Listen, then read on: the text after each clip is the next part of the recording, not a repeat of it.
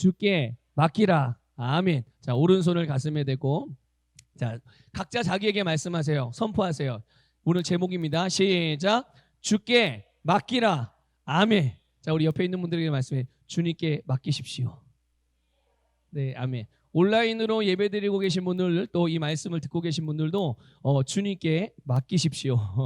자, 우리가 살아가고 있는 시대가 굉장히 발달된 시대를 살고 있어요. 그렇죠? 여러분 실감하시죠? 얼마나 발달된 시대를 살아가고 있는지. 그런데 모든 면에서 굉장히 편리하고, 그렇죠? 예전에는 직접 은행을 가야만 돈을 보낼 수 있었는데 이제는 그냥 앉아서 핸드폰, 스마트폰 하나만 있으면 또 전화기만 있어도 그냥 내가 전화를 한다든지 아니면 스마트폰을 가지고서 그냥 있는 자리에서 돈을 송금할 수도 있는 그런 시대가 지금 우리가 살아가고 있는 시대, 굉장히 편리한 삶을 우리는 실제로 살아가고 있거든요. 자, 그런데 이렇게 시대가 발달하고 모든 것이 굉장히 편리해졌잖아요. 그럼 우리의 삶은 더 행복하고 또 더 윤택하고 또 우리가 느끼는 그런 어떤 그 행복감이 더 충만해져야 되잖아요. 그렇죠? 그래요, 안 그래요? 그게 논리적인 생각 아닌가요? 그렇죠? 편리해지고 발달됐으니까 당연히 우리가 느끼는 마음과 감정과 또 삶의 어떤 그런 부분들이 다 좋고 행복하고 안정되고 그래야 되는데 정말 그런가요? 이상하게 희한하게 시대가 발달하고 분명히 편리해진 거는 맞는데 사람들은 더 불안해하고 살아가고 있어요. 불안한 마음을 가지고. 그리고 이상하게 옛날보다 지금 이 시대가 훨씬 더 편리해졌는데 그런데 그거에 비례해서 발달되고 편리해진 것과 비례해서 스트레스가 더 많아집니다. 왜 그럴까요? 이유는 잘 모르겠어요. 왜 그런지. 예. 근데 이게 지금 현대 사회의 문제이기도 한 거예요. 이거를 여러분 이 세상에서 해결할 수 있을까요? 없을까요? 네, 해결할 수 없어요. 해결할 수 없습니다. 그래서 사람들은요, 그 몸에 뭔가 이상을 느껴가지고 병원에 가요. 그래서 의사에게 진찰을 받습니다. 뭐 배가 아픕니다. 뭐 머리가 아픕니다. 뭐 허리가 아픕니다. 뭐 손발이 아픕니다. 뭐 어떻게 뭐 다리가 저립니다. 이래가지고 병원에 가서 진찰을 받으면 의사를 통해서 듣게 되는 말은 다 그 원인이 어디에 있는 거예요? 스트레스 때문이에요. 아니면 그걸 다른 말로 신경성입니다. 그렇죠? 원인이 분명하게 밝혀지지 않은 거는 그냥 원인이 이래서 그런 겁니다라고 얘기해 주지만 그렇지 않은 것은 다 뭐예요? 뭐가 원인인 거예요? 네, 스트레스래요. 신경성이래요. 여러분 고상하게 말하니까 또 그냥 그 스트레스라고 말하니까 좀 있는 것처럼 보이잖아요, 뭔가. 그렇죠? 근데 그냥 쉽게 말하면 걱정이에요, 걱정해서 그런 겁니다. 걱정이 원인입니다. 이렇게 말하는 거예요. 근데 성경에서도요, 이 스트레스, 신경성이라고 오늘날 의사들도 말하고 사람들이 그렇게 알고 있는 이거를 성경에서도 그런 부분들을 말씀하고 있는데 그걸 뭐라고 표현해? 성경 안에서는 그것을 걱정이라고 말하기도 하고 근심이라고 말하기도 하고 염려라고 말하기도 해요. 이게 바로 오늘 현대사회에서 말하는 신경성이라는 말이고 스트레스라는 말에 들어있는 의미인 거예요. 여러분, 근데 그러다 보니까 여기저기서 뭐 스트레스를 말하고 뭐 그 염려를 말하고 신경성이다. 그러니까 신경을 안 써야 된다. 여러분, 사람이 살면 신경을 어떻게 안 써요? 신경을 안 쓰면 바보지. 그렇죠? 신경을 안 쓰면 바본 거예요. 하지만 그 신경을 쓰는 게 부정적이고 우리에게 부정적인 영향을 주게끔 신경을 쓰니까 그게 우리에게 나쁜 영향을 주게 되는 거지. 여러분, 아무런 긴장감도 없이 아무것도 신경 쓰지 않고 살면 어떻게 되는 줄 아십니까? 수명이 짧아집니다. 그거 아세요? 수명이 짧아져요. 그래서 여러분 그 의외로 그 행복지수가 높은 나라들이 있어요. 부자 나라일까요? 가난한 나라일까요? 가난한데 희한하게 누리는 거는 부자 나라가 다 누리는데 행복지수는 그 나라의 국민들이 느끼는 나는 행복해라고 생각하는 그 행복지수, 그걸 행복지수라고 말하거든요. 그 행복지수가 가장 높은 나라는 가난한 나라예요. 가난한 나라. 우리나라는요. 우리나라 대한민국의 국민들의 그 가지고 있는 행복 지수는요. 저 밑에예요. 보이지도 않아. 하도 밑에라서. 그렇게 발달됐는데도 그런데 희한한 건 행복 지수가 그렇게 높은데 이런 마음이 평안하다는 얘기 아니에요. 행복하다는 얘기는. 그럼 마음이 평안하면 오래 살아야 맞아요. 그 짧게 살아야 맞아요. 수명이 길어야 맞아요. 짧아야 맞아요. 우리가 일반적으로 생각할 때 길어야 되겠죠. 그런데 희한하게 행복 지수가 높은데 수명이 길까요, 짧을까요? 짧아요. 이상해요. 이게 무슨 말이냐면 행복 지수가 높다는 얘기는 정말 나는 정말 행복한 사람이구나. 그래서 그 행복감을 가지고 자기에게 주어진 삶을 정말 최고의 삶으로 계속 그렇게 살아가야 되거든요. 그러니까 근데 그게 아닌 거야. 그래야 하나님이 우리에게 수명을 다 살 수 있거든요. 근데 행복지수가 높긴 높은데 행복지수가 높다 보니까 뭐 이렇게 살아도 그냥 되지 뭐 이러고 그냥 자기의 삶의 줄을 놔버리는 거예요. 그래서 아무런 긴장감도 없이 그냥 살아도 굶어 죽지 않으니까 그냥 가족들하고 살고 뭐 그냥 지금 당장 뭐 먹을 게 없어도 야 가족들하고 함께 살면 좋지 뭐. 야, 형제 자매하고 있으면 되게 그게 좋은 거지 뭐. 싸우지 않고 그냥 살면 좋은 거냐. 그러니까 좋은 게 좋은 거. 여러분 좋은 게 좋은 게 아니에요. 좋은 게 좋은 게 아닙니다. 어쨌든 이렇게 우리의 삶에서 여기저기 스트레스를 말하고 다 걱정하고 살다 보니까 마치 걱정하고 염려하는 게 우리의 삶에서 너무나 당연한 거고 그러니까 이게 사람들마다 자기의 삶의 일부라고 여겨요. 내 삶에서 그러니까 염려, 스트레스를 빼면 안 되는 거야. 이건 항상 어떻게 있는 거예요? 나하고 함께 있는 동반자. 여러분 당뇨병은 나와 동반자예요? 아니에요? 아니죠. 아니에요? 정말? 아니 평생 병원에서 약 먹어야 되니까 그냥 내 친구다 생각하고 잘 다스리면서 사세요 그러잖아요. 병원에서 당뇨병 환자들한테. 그럼 이 당뇨병은 내 동반자예요? 아니에요? 그렇게 따지면 동반자인 거예요. 그런데 한번 물어볼게요. 여러분 정말 진짜 여러분 안에 여러분의 심령에서 믿는 말을 말해보세요. 당뇨병은 여러분의 인생의 동반자입니까? 그래요? 아니죠. 아니죠. 나와 동반자면 하나님이 주신 것이어야죠.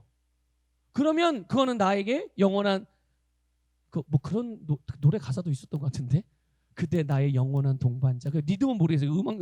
제목도 모르겠는데 그런 가사를 들은 기억이 있어요. 응? 나의 영원한 동반자. 하나님이 주신 것이라면 그건 우리의 동반자가 될 수 있지만 하나님으로부터 오지 않은 것은요 우리의 동반자가 돼요. 그건 내게 아닌 거예요. 믿습니까? 네.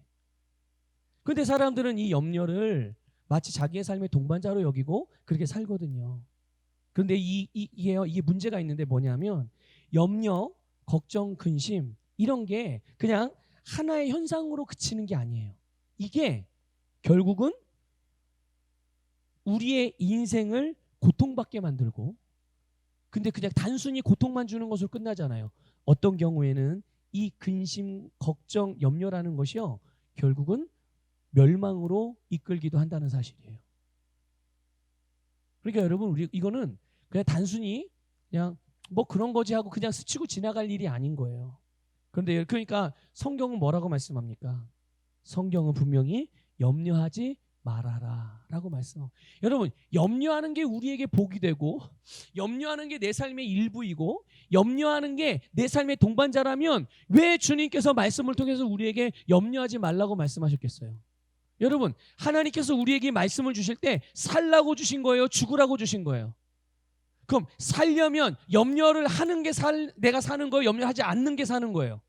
반대로 염려를 하면 어떻게 되는 거예요? 그건 나를 죽음의 그늘 아래 내놓는 거예요. 그래서 하나님은 우리에게 생명을 주시는 분이기 때문에 그런데 염려는 우리에게 생명을 주는 게 아니라 하나님께서는 말씀을 통해서 우리에게 염려하지 말아라고 말씀하고 있는 거죠. 오늘 본문 말씀도 아무것도 염려하라고 그랬어요? 하지 말라고 그랬어요? 네, 아무것도예요. 아무것도. 여러분 어떻게 인생을 살면서 아무것도 염려하지 않을 수가 있을까요? 한번 여러분 잘 대답해 보세요. 아무것도 살아가면서 아무것도 염려하는 삶이 가능한가요? 불가능한가요? 잘 생각하고 대답하세요. 자, 살면서 아무것도 염려하지 않고 살아가는 삶이 가능할까요? 불가능할까요? 왜 대답을 안 하세요? 틀릴까봐? 틀릴까봐요? 틀린 대답을 할까봐요? 여러분, 아무것도 염려하지 않고 살아가는 삶이 여러분 그리스도인들에겐 가능합니다. 믿습니까? 예. 그래서요, 모르겠어요. 저도 나름대로 가끔은 염려하는 게 있거든요. 그런데 사람들은 저한테 걱정과 근심이 없는 것처럼 보인대요. 맨날 웃고 다닌다고. 인상을 안 쓰니까. 예. 염려하는 게 별로 없는 것처럼 보인대요. 뭐 감사한 거죠. 근데 아무것도 염려하지 말래잖아요. 예? 아무것도. 어떤 내 삶의 영역에서도 염려하지 말라는 거예요. 그게 건강의 분야든 재정의 분야든 자녀의 분야든 사업의 분야든 직장생활의 분야든 신앙생활의 분야든 뭐 봉사의 직분의 분야든 사명의 분야든 뭐 진로의 분야든 아무것도 염려하지 말라고. 그런데 여러분, 그것이 하나님의 자녀들에게는 가능하다는 것을 여러분 확실하게 믿으시기를 축복합니다. 여러분, 우리가 무엇을 믿습니까? 우리는 예수 그리스도를 믿습니다. 맞습니까? 네, 우리 예수 그리스도를 믿어요. 그리고 주님의 말씀도 우리는 믿습니다. 예수님을 믿으니까 당연히 그분의 말씀도 믿죠. 그리고 예수 그리스도께서 이루신 모든 일들이 나를 위해서 이루신 것이라는 것을 나는 믿습니다. 여러분도 그렇게 믿습니까? 네, 우리 그리스도인들은 그걸 믿는 거잖아요. 그러니까 우리가 믿는 바가 뭔지를 분명하게 알고 계셔요. 내가 뭘 지금 믿고 있는지.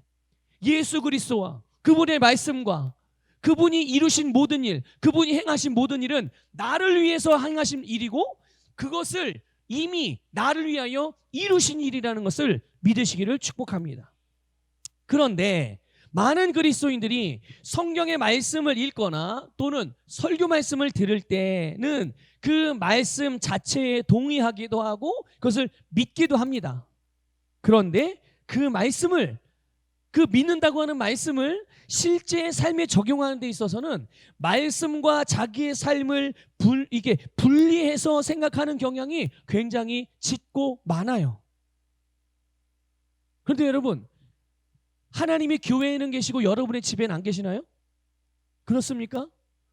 여러분, 이렇게 물어볼게요. 여러분, 교회에서는 예수님을 믿으시고 여러분 회사나 사업장이나 직장에 가서는 여러분 예수님을 안 믿으시나요? 아니죠. 우리는 교회에서도 예수님을 믿고 직장 가서도 예수님을 믿어요. 여러분, 혹시 지난 명절에 고스톱 치신 분 계세요? 쳤는데 안 쳤다고 이렇게 시침이 떼지 마시고. 네. 저도 고스톱 쳤습니다. 네. 제가 밝혀야지 먼저. 근데 명절 때면 저도 고스톱 한 번씩 쳐요. 이제 저희 새어머니 댁에 가면 그 형제들이 믿지 않는 형제들인데 그때 이제 같이 그냥 그렇게 뭐 어쨌든 거기는 그렇게 이제 노는 즐기는 문화가 있으니까 그 이제 좀 제가 목사이기도 하고 그리스도인이기도 하기 때문에 내 것만 주장할 수 없어서 그냥 그렇게 같이 그 놀이로 하는 거예요. 자, 그러면 제가 고스톱 칠 때는 예수님을 안 믿고 치는 건가요? 그렇습니까? 여러분, 명절 때 친척들하고 모여서 윷놀이하고 그냥 고스톱 치면서 함께 재밌게 그렇게 시간들을 보내잖아요. 그때는 예수님을 안 믿고 교회에서 예배 드릴 때만 예수님을 믿으십니까? 그건 아니잖아요. 그렇죠? 우리는 항상 언제 어디서나 예수님을 믿음으로 살아가죠. 그런데 내가 교회에서 말씀을 듣거나 성경을 읽을 때는 그 말씀을 믿지만 이제는 그 말씀을 가지고 실제 삶에서 적용해서 살아내려고 하면 이거를 분리해서 생각하는 경우들이 너무나 많다는 얘기예요. 여러분, 현대사회에서 어떻게 스트레스 없이 염려하고 걱정하지 않고 살아갈 수가 있나요? 이거는 여러분 일반적이고 세상에 속한 사람들이 갖는 생각이에요. 이해가 되시죠? 일반 세상 사람들이 하는 말인 거예요. 어떻게 현대사회를 살아가면 스트레스 없이 살아요, 목사님? 너무 현실을 모르는 거 아니에요? 근데 그렇게 말할 수 있죠. 그러니까 일반인들은 그렇게 생각하고 말할 수 있습니다.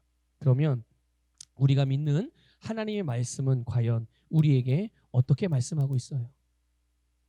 여러분 어떻게 주님 말씀 우리에게 어떻게 말씀하고 있습니까? 그래 스트레스, 근심, 걱정, 염려 그거 안 할 수 없지. 적당히 가지고 살아라 이렇게 말씀하고 있나요? 염려하지 말라잖아요. 근데 그냥 염려하지 말라고 아니라 아무것도 아무것도 염려하지 말라고 말씀하고 있어요. 만일 아무것도 염려하지 않고 살아가는 것이 불가능한 일이라면 주님께서 이렇게 말씀을 통해서 우리에게 아무것도 염려하지 말라고 말씀하셨겠어요?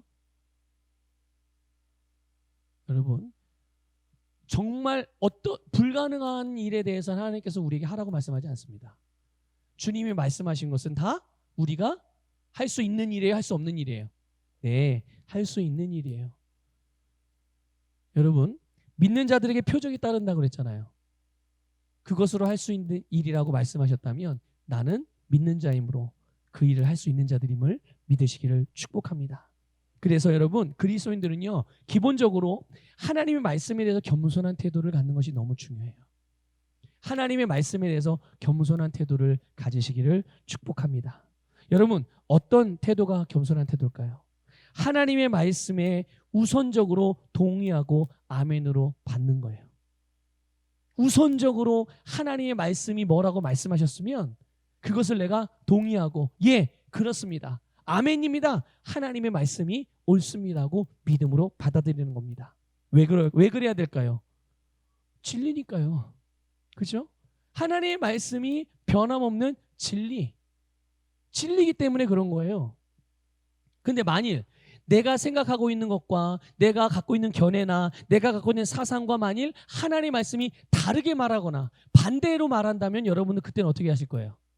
그럴 때는 예를 들면 단순하게 예를 들면 이런 거예요. 아니 나를 너무 괴롭혀. 진짜 원수같이 징글징글해. 그런 사람이 내 앞에 딱 나타나서 또 나를 괴롭혀. 그럼 나는 어떻게 하고 싶어요? 한 대 쥐어박든지 아니면 쏘아붙여 큰 소리를 치든지 꺼지라고 말하든지 아니면 욕을 한마디 해주든지 다시는 나를 괴롭히지 못하게 그러고 싶은 마음이 굴뚝 같고 내 입에서 그런 말을 막 쏟아내고 싶은 생각이 아주 그냥 막 불릴 듯 일어나요. 그런데 하나님의 말씀이 내가 하고 싶어하는 내가 느끼고 있는 감정과 내가 하고 싶어하는 나의 의지와 또 내가 행동하고 싶어하는 어떤 그런 행동들 이것과는 정반대로 말씀하시는 거예요. 뭐라고 말씀하시느냐? 네 원수를 네 몸과 같이 사랑해라. 심지어 그를 축복하라. 이렇게 말씀을 하세요. 자, 그러면 여러분들은 어떻게 해야 될까요? 여러분 어떻게 하시겠어요? 말씀을 들을 때는 아멘 당연히 그래야죠 그러는데 실제로 내가 살면서 우리 옆집의 김씨가 나를 그렇게 괴롭혀. 아니 옆집도 필요 없어. 야, 내 자식이 나한테 그렇게 나를 힘들게 하고 아니 내 부모가 나를 그렇게 힘들게 하고 아니 내 배우자가 나를 그렇게 힘들게 해. 그럴 때 여러분은 어떻게 하세요? 그럴 때 아니 말씀은 말씀이고 그건 예수님 그건 목사님 장로님이나 그럴 수 있지 지금 나는 열불이 터져 죽겠는데 답답한 소리 하세요 목사님. 이런 분들도 실제로 있어요. 이게 성도님들하고 상담하고 또는 뭔가 나누다 보면 저를 굉장히 답답하게 여기시는 성도님들이 가끔 있어요. 이게 왜 답답해 하겠어요? 목사님 진짜 답답하시네 진짜. 뭔 말만 하면 기도만 하라고 그러고 뭔 말만 하면 뭐 성경 말씀 보라고 그러고 뭔 말만 하면 방언 기도하라고 그러고 뭐 말만 하면 고백 기도하라고 그러고 그렇게 해서 될 문제가 아니라니까 목사님. 그 교회 안에서나 그런 거지 실제 삶은 그렇지가 않아요. 목사님은 사회생활을 안 해보셔서 그런 거예요. 제가 답답합니다. 제가 답답해요. 자, 여러분 바로 이렇게 내가 하고 싶은 것 내가 지금 느끼고 있는 어떤 감정과 그런 느낌 이런 게 분명히 있어요. 그런데 그것과 반대로 주님이 말씀하실 때라도 그럴지라도 우선적으로 겸손한 하나님의 말씀 앞에 겸손한 태도는 그 하나님의 말씀에 동의하고 아멘하고 믿음으로 우선적으로 받는 것입니다. 여러분 그런 태도를 유지할 수 있기를 주님의 이름으로 축복합니다. 여러분 그러면 하나님께서 우리에게 이렇게 아무것도 염려하지 말라 이렇게 말씀을 하셨는데 주님께서 이 사도 바울을 통하여 성령의 감동을 따라 우리에게 이렇게 말씀하신 데에는 그만한 이유가 있는 거예요. 그만한 이유가. 그럴 만한 근거가 있다는 얘기예요. 그럼 그 근거는 어디에 우리에게 있을까요? 아니요. 그 근거가 하나님에게 있어요. 아무것도 염려하지 않고 살아갈 수 있는 그 근거가 하나님에게 있기 때문에 하나님이 우리에게 그것들을 말씀하시는 거죠. 베드로전서 5장 7절에 보면 이런 말씀이 있습니다. 같이 읽어볼게요. 시작. 너희 염려를 다 주께 맡기라. 이는 그가 너희를 돌보심이라. 아멘. 누가 우리를 돌보신다고요? 주님께서. 믿습니까? 주님께서 우리를 돌보십니다. 주님이 여러분을 돌보십니다. 진짜 믿으시기 바래요. 하나님이 저와 여러분을 돌보세요. 하나님보다 더 무서운, 아니 하나님보다 더 뛰어난 혹시 존재가 있으세요, 여러분에게? 혹시 자식이 그런가요? 아니요, 부모, 뭐 배우자, 아니면 여러분의 뭐 동료, 생명의 은인, 예? 물에 빠져서 죽을 뻔한 나를 구해준 사람, 그런 사람들이 혹시 하나님보다 더 나에게는 굉장히 더 중요한 높은 존재인가요? 혹시 하나님보다 더 높은 존재를 주변에 갖고 계세요? 아니시죠? 근데 하나님이 돌보신대요. 그럼 하나님이 가장 위대하신 존재시네요. 그렇죠? 여러분에게 그분이 여러분을 돌보신대요. 그분이 돌보시기 때문에 염려하지 말라는 거예요. 아무것도. 그리고 오히려 어떻게 하래요? 그 염려를? 네, 주께 맡기라고. 여러분, 우리 시편 23편을 잘 아시죠? 그 말씀을 보면 하나님의 완벽한 돌보심을 우리가 알 수 있어요. 하나님이 우리를 어떻게 돌보시는지. 우리 1절부터 6절까지인데 좀 긴 말씀이지만 천천히 이 마음으로 심령으로 곱씹어보면서 이 말씀을 한번 같이 읽어보도록 하겠습니다. 시작. 여호와는 나의 목자시니 내게 부족함이 없으리로다.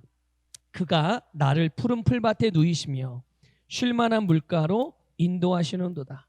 내 영혼을 소생시키시고 자기 이름을 위하여 의의 길로 인도하시는도다. 내가 사망의 음침한 골짜기로 다닐지라도 해를 두려워하지 않을 것은 주께서 나와 함께 하심이라. 주의 지팡이와 막대기가 나를 안위하시나이다. 주께서 내 원수의 목전에서 내게 상을 차려주시고 기름을 내 머리에 부으셨으니 내 잔이 넘치나이다. 내 평생의 선하심과 인자하심이 반드시 나를 따르리니 내가 여호와의 집에 영원히 살리로다. 아멘. 하나님이 우리를 돌보시는. 여러분 여기 1절부터 6절을 가만히 보면요. 매 절마다 내가 나와요. 나. 하나님이 나의 목자. 누구의 목자요? 그래서 내게 부족함이 없게 만드셔. 2절에서 뭐라고 말합니까? 그가 누구를요? 나를 푸른 풀밭에 푸른 초장으로 쉴만한 물가로 인도하시고요. 또 3절에 보면 하나님께서 자기 이름을 위하여 누구를 의의 길로 인도하세요? 나를. 그리고 누구의 영혼을 소생시켜요? 내 영혼을요. 다른 사람이 아니에요. 내 영혼을. 4절에 보면 혹 내가 사망의 음침한 골짜기로 다니는 경우가 있을지라도 어떻게 된다고요? 우리가 그 길을 가더라 하더라도 담대하게 갈 수 있대요. 왜요? 주님의 지팡이가 나를 안위하시고 주님이 나와 함께 하시니까요. 믿습니까? 누구와 함께 한다고요? 예, 나와. 내가 어디를 가고 있는데요, 지금?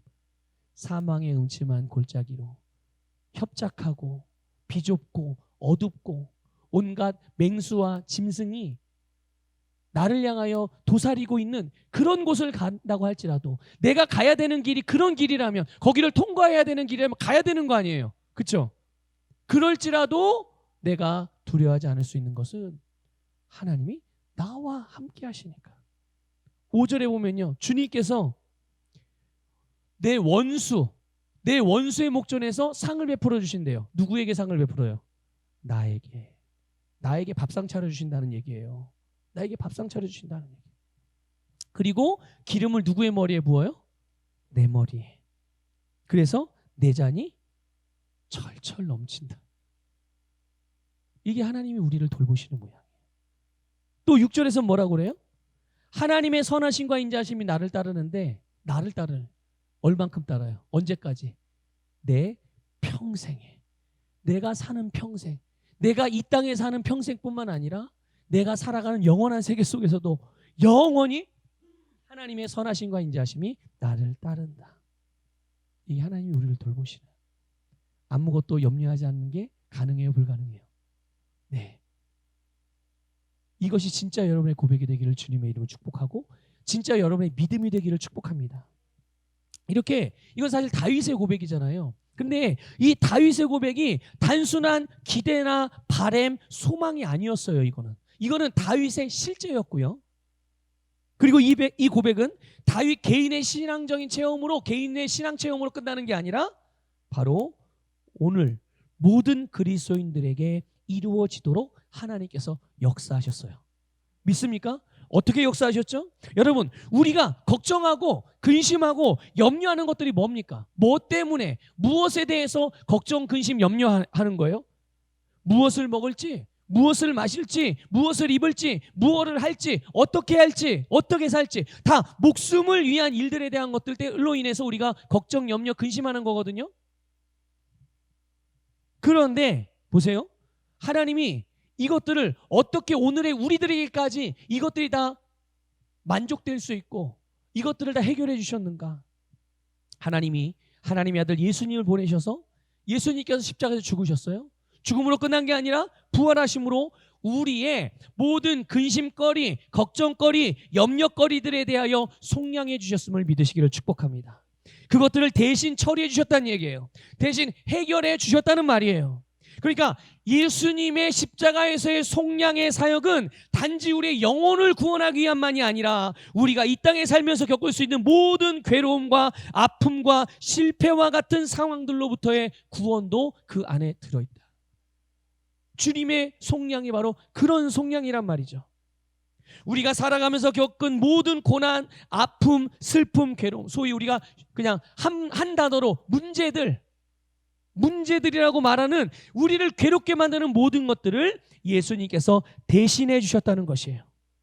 그리고는 하나님의 생명과 그분의 의를 우리에게 주셔서 우리 안에 이제 우리의 생명이며 구원이며 의이신 예수님께서 살아계심으로 우리의 평생에 주님의 선하심과 인자하심이 항상 우리의 삶에 넘쳐나게 된 줄 믿습니다. 그래서 여러분, 주님이 우리를 돌보시는 거예요. 그분이 어디 계셔요? 우리 안에. 우리 안에. 그분이 내 안에 계시는 한 우리는 그분의 돌봄을 받지 않는 순간이 없어요. 모든 순간, 모든 일에. 그러니까 아무것도 염려하지 않는 삶이 가능해요, 불가능해요? 네, 가능한 거고, 그런 삶을 우리에게 주셨음을 감사하시기를 주님의 이름으로 축복합니다. 자, 그렇다면 걱정거리가 많이 생기고 만일 염려의 상황들을 만나게 될 때 우리가 할 일은 무엇이겠어요? 아까 우리 읽었죠? 모든 염려를 주님께 맡기는 겁니다. 주님께 맡기는 거예요. 어떤 종류의 염려도 상관없어요. 어떤 종류의 걱정거리라도 없습니다. 모든 염려니까. 그렇죠? 모든 염려를 주님께 맡기라잖아요. 어떤 거는 맡기고 어떤 건 네가 알아서 해결해. 이게 아니에요. 모든 염려들을 다 주님께 맡기래요. 그럼 여기서 맡긴다는 거는 떠나보내는 걸 의미하는 거예요. 그러니까 누구에게 맡기래요? 근데 주님께 맡기랍니다. 왜 주님께 맡기라고? 다른 사람에게 맡겨도 되는 거 아니에요? 다른 사람에게 맡겨도 되잖아요. 근데 왜 주님께 맡기라는 겁니까? 주님이 그 문제를 속량하셨기 때문이에요. 예수님이 그 문제를 속량해 예수님이 나를 위해서 대신해 주셨기 때문에, 대신 처리해 주셨으니까 그걸 다 주님께 맡기라는 거죠. 그럼 이런 거예요. 내게서 주님께로 떠나보내라는 거예요. 뭐를요? 모든 염려를. 주님이 우리의 모든 염려를 속량하셨음을 믿으시길 바랍니다. 그러면 어떻게 그것을 맡기고 어떻게 떠나보낼 수 있나요? 그게 오늘 본문의 6절에서 나오는 말씀이에요. 모든 일에 기도하시기를 축복합니다. 모든 일에 기도하는 것이 모든 염려를 주님께 맡기는 거예요. 믿습니까?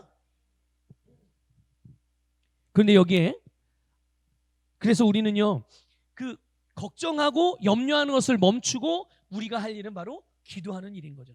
그런데 여기에 아주 중요한 기도하는 사람들의 중심, 태도에 대해서 가르쳐 주고 있어요. 그게 뭐냐 하면 바로 감사입니다. 어떻게 기도한다고요? 네, 감사함으로, 감사의 기도를 드리라는 거죠. 여러분, 우리가 기도할 때 종종 염려하면서 기도하는 실수를 범할 때가 있어요. 어떤 실수요? 기도하기는 기도하는데 어떻게 기도하는 거라고? 염려하면서 기도하는 실수예요. 여러분, 우리는 염려거리가 있어야 기도하잖아요. 그렇죠? 염려를 가지고 이제 기도를 시작합니다. 그래서 내게 있던 염려거리를 기도하면서 어떻게 하는 거예요? 네, 주님께 맡기는 거죠. 주님께 던져버리는 거예요, 우리의 염려거리를. 그러면 우리의 마음에 있던 염려거리가 주님께로 던져지고 주님께로 맡겨졌으니까, 그러니까 이제 우리는 더 이상 염려하지 않는 게 맞는 거죠. 그게 정상인 거죠. 자, 그런데 기도하기 전에도 염려하면서 와서 기도를 해요. 그렇죠? 염려하는 마음으로 주님 앞에 무릎을 꿇고 염려하는 마음으로 주님의 이름을 부릅니다. 그래서 염려하니까 이제 염려하지 않기 위해서 기도하는 거예요. 그런데 기도할 때도 계속 염려하면서 기도하고, 기도를 마쳤을 때도 여전히 염려로 마음이 무거운 그런 상태로 다시 일상으로 돌아오고. 여러분, 혹시 그런 실수한 적 없으세요? 저는 있거든요. 저희 목사이지만 저도 그럴 때가 있었어요. 여러분, 염려라는 것, 걱정이라는 것, 이 근심이라는 것은 단순히 어떤 걱정하는 느낌이나 걱정하는 감정이 아니에요. 이 염려, 근심, 걱정은 여러분, 내가 의지를 가지고 붙들고 있는 것입니다. 그러니까 이거는 내가 떠나보내면 떠나갈 수 있는 거예요, 없는 거예요? 이건 떠나갈 수 있는 겁니다. 그런데 내가 계속 그걸 붙들고 있는 거예요. 여러분, 감정이 아니란 말이에요. 이 걱정, 근심, 염려는 우리가 이게 잘못 오해하면 이걸 그냥 느끼는 감정이라고 생각을 하는데, 감정이 아니라 내가 계속 붙들고자 하는 의지를 계속 발동하고 있는 거예요. 그러면 내가 의지를 가지고 예수님의 이름으로 나는 이걸 이제 거절합니다. 나는 더 이상 염려를 붙들지 않을 거예요. 난 이 부분에 대해서 걱정하지 않겠습니다 하면 더 이상 걱정하지 않을 수 있거든요. 근데 그걸 안 하는 거죠. 왜? 계속 붙들고 있어야 마치 내가 깊이 있는 인생을 사는 것처럼 생각이 되어져요. 그러니까 걱정하지 않고 염려하지 않는 삶을 살아가는 사람들을 이게 정상적으로 살아가는 삶을 보면 어떤 생각이 드냐면, 너무 삶을 쉽게 사는 거 아니야? 또는 너무 생각 없이 사는 것처럼 보일 수도 있어요. 그냥 늘 언제나 밝고 명랑하게 사니까, 근심 없이, 걱정하는 거 없이 모든 것을 긍정적으로 생각하고 다 모든 게 다 된대. 그거 왜 걱정 아니에요? 그러니까 그렇게 그런 사람을 만나면 사람들은 생각하기를, 이 사람 생각 없이 사는 사람이구나, 이 사람 인생을 너무 가볍게 생각하는 사람이구나, 이렇게 오해받을 수도 있죠. 그런데 여러분, 그 사람이 정말 생각이, 물론 그렇게 생각이 없어 사는 사람도 있지만 아주 일부일 거예요. 예. 근데 정말 생각이 없어서 그렇게 사는 게 아니죠. 진짜 믿음으로 사는 게 뭔지 아니까, 하나님이 우리에게 주신 삶이 뭔지를 아니까 그거를 누리고 사는 것이, 그런 이렇게 염려하지 않고 모든 일의 염려를 주님께 다 맡기고 살아가는 삶인 줄 믿으시기를 축복합니다. 여러분, 본문에 감사함으로 기도하라고 말씀하고 있잖아요. 감사로. 그런데 여기에는 아주 중요한 전제가 있어요. 그게 뭐냐면, 여러분, 보통 감사는 언제 감사하는 거예요? 어떤 감사할 만한 일이 일어난 다음에 감사하는 거예요? 그걸 보고서 그걸 확인하고 감사하는 거예요? 아니면 일어나지 않았는데 그냥 감사하는 거예요? 보통은 일어난 것에 대한 어떤 감사한 이유가 분명히 있기 때문에 감사를 하는 겁니다. 감사할 이유가 없는데 여러분 감사하세요? 그럼 이상한 거예요. 분명히 감사할 이유가 있기 때문에 감사하는 겁니다. 그러면 오늘 본문에서 감사로 하나님께 기도하래요. 근데 내가 그동안 염려거리를 가지고 있었잖아요. 그 염려를 주님께 다 맡기고 우리는 감사로 기도하라고 그렇게 말씀하고 있어요. 그러니까 여기에 굉장히 중요한 전제가 있다고, 이렇게 말씀하고 있는 전제가. 그게 뭐냐 하면, 예수님께서 모든 것을 다 이루셨다는 믿음이에요. 내가 지금 걱정하고 염려하고 있는 그 분야에 대해서 주님께서 이미 그것을 다 이루었다는 것을 믿는 사람들이 이미 다 이루어진 일이니까 어떻게 해요? 그러니까 감사할 수가 있는 거예요. 그걸 아니까. 그걸 보고 있으니까, 그걸 믿으니까 그걸 당연히 감사하게 되는 것이죠. 이미 예수님께서 나의 모든 염려거리를 해결해 주셨을 뿐만 아니라 내가 구할 것, 내가 바라는 것을 주님께서 이미 주셨음을 믿기 때문에 감사로 기도하게 되는 거예요. 여러분, 감사로 기도하시길 바라요. 염려거리가 생겼다, 걱정거리가 생겼다, 그러면 얼른 주님 앞에 감사로 기도하시기를 주님의 이름으로 축복합니다. 그게 주님께 모든 염려를 맡기는 거예요. 주님께 맡기는 거예요. 이렇게 여러분, 감사로 기도하는 것이 모든 염려를 주님께 맡기는 것이고, 감사 기도는 결국에 나를 위한 주님의 역사하심에 대한 확신에 찬 기도인 거예요. 그러니까 강하게 기도할 수 있고 담대하게 기도할 수 있는 거죠. 구걸하면서 기도하는 게 아니에요. 비나이다 비나이다, 하나님께 비나이다 이러고 기도하는 게 아니에요. 하나님이 나에게 주신 것이고 하나님이 나를 위해서 이루신 일이기에 나는 확신에 차서 그것이 내 것임을 주장하면서 하나님께 감사로 기도할 수가 있는 거죠. 여러분, 예수님이요 마태복음 6장에서 이렇게 말씀하셨어요. 우리 같이 볼게요. 마태복음 6장 25절 그리고 31절부터 33절이에요. 같이 읽겠습니다. 시작. 그러므로 내가 너희에게 이르노니 목숨을 위하여 무엇을 먹을까 무엇을 마실까 몸을 위하여 무엇을 입을까 염려하지 말라. 그러므로 염려하여 이르기를 무엇을 먹을까 무엇을 마실까 무엇을 입을까 하지 말라. 이는 다 이방인들이 구하는 것이라. 너희 하늘 아버지께서 이 모든 것이 너희에게 있어야 할 줄을 아시느니라.